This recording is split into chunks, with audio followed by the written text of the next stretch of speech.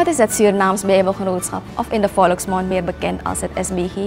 De winkel aan de Henk Adamstraat nummer 39 is de meest bekende afdeling van het Surinaams Bijbelgenootschap.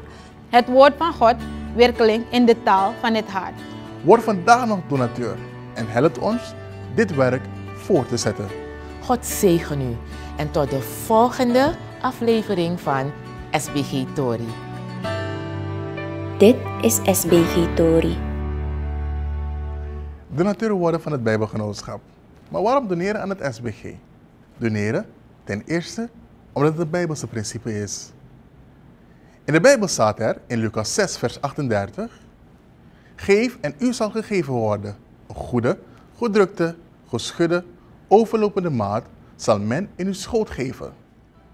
Geven is een manier om liefde te tonen. Liefde te tonen aan je medemens.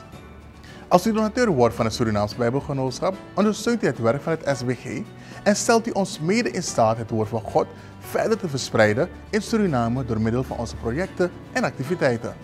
Ook helpt u ons om de Bijbel verder te vertalen in andere talen, zodat meerdere mensen het woord van God in hun taal kunnen horen. Met uw ondersteuning kunnen wij de inheemse en de verschillende Maron-gemeenschappen in het diepe binnenland bereiken met het woord van God, zodat ook zij uiteindelijk kunnen behoren tot de familie van Christus. U kunt donateur worden, niet alleen om het werk, maar ook omdat het werk van het SBG vruchten draagt.